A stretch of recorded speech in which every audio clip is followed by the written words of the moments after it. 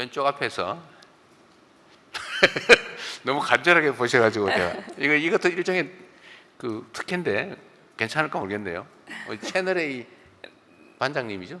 아, 네, 네. 채널 A 반장님한테 제가 네. 안면이 좀 있어서. 네. 매체와 성함 말씀 주시면. 네네. 네, 대통령님 지명해 주셔서 감사합니다. 채널의 이동훈 기자입니다. 저는 대선 때 공약하셨던 검찰청을 공소청으로 전환하는 문제에 대해서 여쭤보려고 합니다. 지금 여당 일부 강경파 의원들과 당대표 후보들 모두 추석 전에 개혁을 완료해야 된다 이렇게 얘기를 하고 있는데요. 네. 대통령님도 같은 타임라인을 생각하고 계신지 궁금합니다. 그리고 정성호 법무부 장관 후보자를 지명하셨고 또 검찰 출신인 봉국 민정수석을 임명하신 게 또 속도보다는 조금 더 이렇게 부작용 없는 개혁을 추진하시려는 거 아니냐 이런 분석도 나왔는데 여기에 대해서도 여쭤봅니다. 네. 가장 최근에 핫하기도 하고 제가 답변 드리기가 조금 곤란하기도 하고 예민한 질문을 해주셨습니다. 네.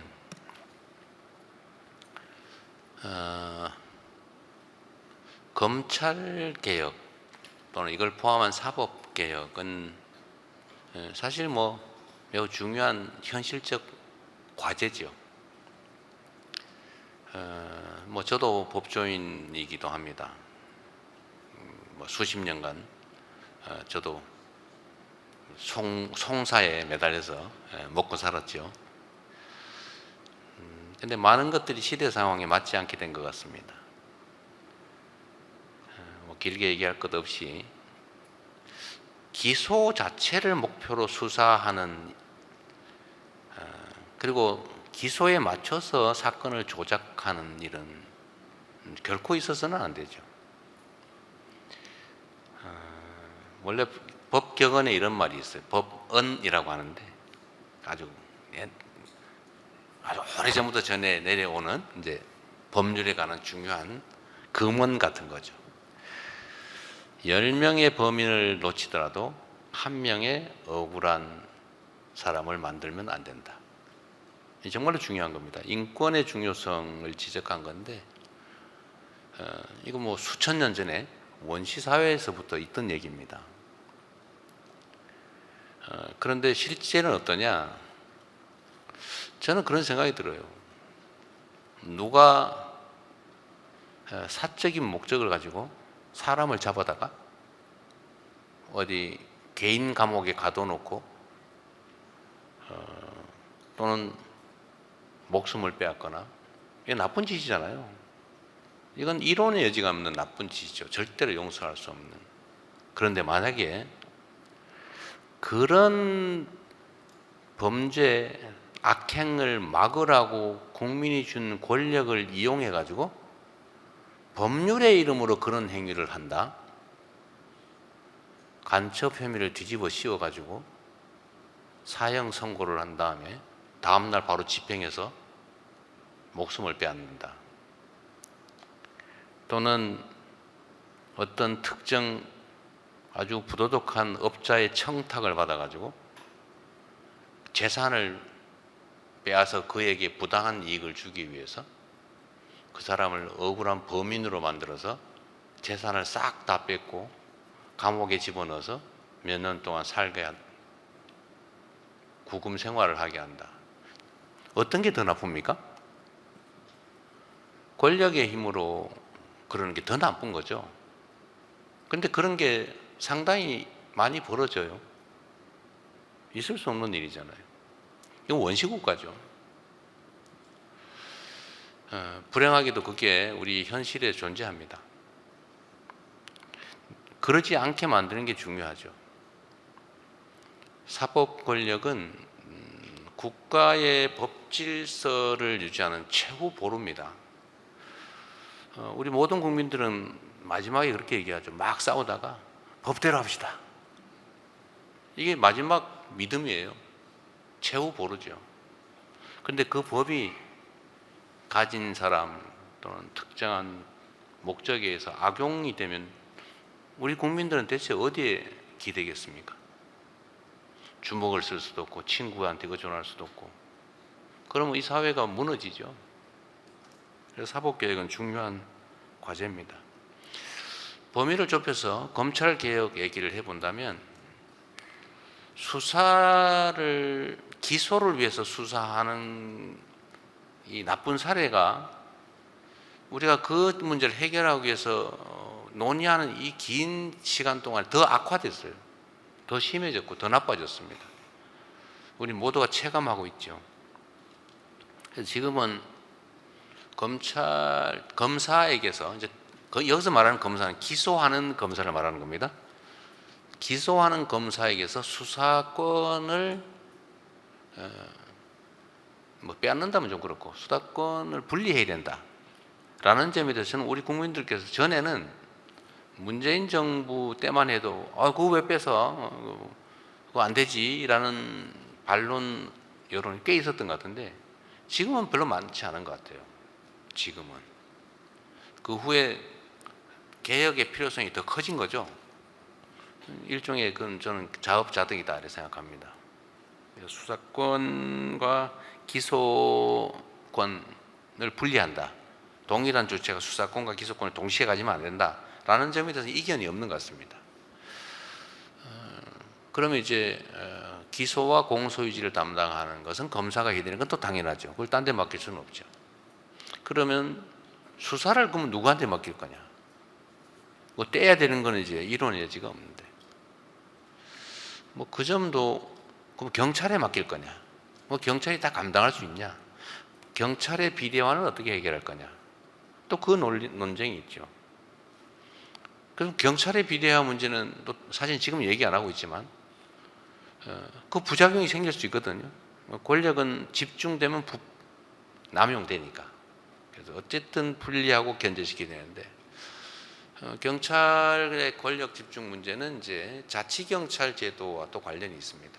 근데 그건 지금 여유가 있으니까 좀 나중에 미루더라도 수사권과 기소권을 분리한다라는 점은 이견이 없습니다. 그러니까 우리 이동훈 반장님이신가요? 네, 이동훈 반장께서도 왜 하냐 또는 하느냐 마느냐를 묻는 게 아니라 언제 하냐를 묻는 거죠. 추석 전에 하자라고 지금 당대표 후보들부터 열심히 말씀하시는 것 같습니다. 제도 자체를 그때까지 어릴게를 만드는 건 가능할 수도 있을 것 같아요. 또 국회에서 하면 저야 뭐 어떻게 할 수 없잖아요. 국회가 뭐 제가 마음대로 할 수 있는 것도 아니니까. 그런데 완벽한 제도가 정착되기까지는 한참 걸리겠죠. 그러나 중요한 거는 뭐 그때까지 정리할 수는 있겠죠. 국회가 결단하기 나름이다 말씀을 드립니다. 저는 뭐 협의는 하되 국회를 존중해야 되겠죠. 다만 이 과정에 이제 이 검찰 인사 문제가 사실은 걸려 있어요.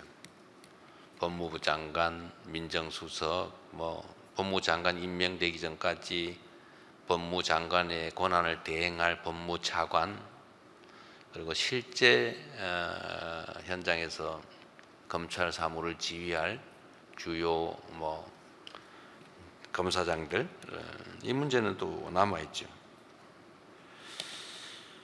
이게 속도하고 관계가 있냐는 질문에 대해서는 제가 관계가 있는 것 같기도 하고 없는 것 같기도 하고 제가 그 생각은 안 해봤어요.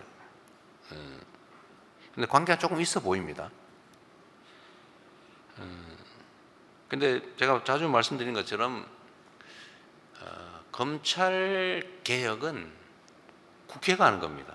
이 제도를 바꾸는 거기 때문에 뭐 정부 내에서, 근데 검찰도 정부의 일원이니까요. 정부 안에서 서로 타협해 가지고 정할 문제가 아니고 국회가 입법적 결단을 할 사안이기 때문에 우리 정부에서 할 일은 그로 인한 갈등, 부작용 이런 걸 최소화하는 게 필요하죠. 좀 원만하게 또 신속하게 될 수 있도록 하는 거. 그러려면 이제 우리 대통령실 안에도 또 정부 안에도 또 검찰을 좀 잘 이해하는 사람이 맞는 게 유용성이 있겠다. 그런 판단을 한 겁니다. 그리고 그 담당자들이 아까 잠깐 말씀드렸습니다만 그 담당하는 주요 인사가 과거에 누구와 가까웠느냐, 그 가까웠고 아는 사람이고 뭐 인연 있는 사람을 다 골라내면 남는 게 거의 없을 것 같아요. 말씀드린 것처럼 그러나 공무원, 특히 그게 누구든 간에 직업 공무원은 선출된 권력의 의사에 따를 수밖에 없어요. 뭐 안 따르면 바꾸면 되지. 임기가 있는 선출직이나 임기가 있는 공직자와는 다르잖아요. 뭐 누구든 간에 제가 아무 때나 바꾸면 되죠. 결국 대통령이 결단할 사안, 그리고 국회가 입법할 사안들이어서 그 개별 인사에 대해서 너무 걱정하지 않으셔도 된다. 그 말씀을 좀 드리고 싶고요. 속도와 관계가 있는지는 아까 말씀을 드린 것 같습니다. 네. 자, 검찰개혁 지금 당장! 추석 전에 검찰개혁! 더불어민주당이 주관한 검찰개혁 토론회. 당대표 후보인 박찬대, 정청래 의원을 포함해 여당 의원 40여 명이 모였습니다. 당초 여당이 발의한 검찰개혁 4법에 대해 구체적인 개혁안을 논의하는 자리였지만 여당은 한 목소리로 9월까지 검찰개혁을 완수하겠다며 속도전에 방점을 찍었습니다. 문재인 정부 당시 검찰개혁을 완성하지 못해 검찰총장 출신 윤석열 전 대통령이 탄생했고 그 결과 12.3 내란까지 벌어졌다며 하루빨리 검찰을 개혁해야 한다고 강조했습니다. 이제 속도가 생명입니다. 정말 시간이 없습니다. 지체하면 또 어떤 일이 벌어질지 모릅니다. 당권 주자들도 당대표가 되면 곧바로 검찰개혁에 나서겠다고 앞다퉈 약속했습니다. 올 추석 밥상 위에 검찰개혁을 올려드리겠습니다. 추석 귀향길 자동차 라디오 뉴스에서 검찰청이 폐지됐다. 검찰이 독점한 수사권과 기소권을 각각 중대범죄수사청과 공소청을 만들어 분리하는 게 민주당 법안의 핵심입니다. 또 경찰 국가수사본부와 고위공직자범죄수사처, 중대범죄수사청 간 수사권 조정을 위해 국가수사위원회도 신설하는 방안입니다. 민주당은 검찰개혁을 반대하는 국민의힘을 향해 오히려 야당이 환영할 일이라고 반박했습니다. 수사와 기소권을 독점하고 있는 검찰을 가지고 마음대로 정적을 향해 수사하고 우리 편은 봐주기 하는 것. 그것이 진짜 문제 아닙니까? 경찰 출신 황운하 의원 등 조국혁신당은 검찰개혁을 적극 지지하면서도 최근 임명된 민정수석과 법무차관, 검찰 인사를 두고 국민 우려가 커지고 있다고 지적했습니다. 국민의힘은 검찰 수사권을 박탈하면 기존 이재명 대통령의 형사사건은 중단될 수 있다며 날을 세웠는데 민주당은 내일 검찰개혁 4법을 법사위에 상정해 본격 논의에 나설 계획입니다. MBC 뉴스 김상훈입니다. 정성호 법무부 장관 후보자가 검찰청이라는 지금 이름을 유지하기는 힘들다고 밝혔습니다. 지명 당일부터 권력기관 정상화라는 시대적 소명을 다하기 위해 최선을 다하겠다고 밝힌 데 이어 검찰개혁에 대한 입장을 애둘러 드러낸 겁니다. 정 후보자는 MBC와의 통화에서 검찰청 폐지나 해체를 얘기한 것이 아니고 검찰청이라는 이름을 그대로 가져가긴 쉽지 않다는 뜻이라면서도 개혁 방향에 대해 이 대통령 공약이었던 검찰 수사 기소 기능 분리의 큰 방향대로 갈 수밖에 없다고 못 박았습니다. 어떤 이름으로 바뀌든 이 대통령의 검찰청 재편 기조에 발맞추겠다는 입장을 재확인한 셈입니다. 수사와 기소를 확실하게 분리하고 수사에 있어서는 공수처도 있지만 또 중대범죄수사청, 소위 중수청이라고 하는 그 기구를 만들고 또 기소는 또 기소청을 만들어 갖고 그걸 분리하는 게 기본적인 방향인 것 같고요. 구체적인 구상에는 말을 아꼈습니다. 민주당은 검찰청을 폐지한 뒤 수사 기능은 중대범죄수사청에, 기소 기능은 공소청에 주고 국가수사위원회에서 권한을 조정하도록 한 검찰개혁 4법을 발의한 상태입니다. 정 후보자는 국민의 피해가 없는 방향으로 가야 한다면서 여야가 입법으로 논의해야 할 사안이라고 선을 그었습니다. 행안부 장관 윤호중 후보자 역시 윤석열 정부 당시 행안부 산하에 신설된 경찰국 폐지 입장을 공식화했습니다. 이재명 대통령이 후보 시절 약속한 공약을 추진하겠다는 의지를 드러낸 겁니다. 경찰국 폐지는 이재명 대통령께서 후보로서 국민들께 약속드렸던 공약. 이 대통령의 검찰 사법개혁 방향에 깊은 공감대를 드러내는 두 중진 의원이 법무부, 행안부 수장으로 지명된 만큼 향후 이재명 정부의 권력기관 개혁도 속도감 있게 이뤄질 걸로 보입니다. MBC 뉴스 김정우입니다.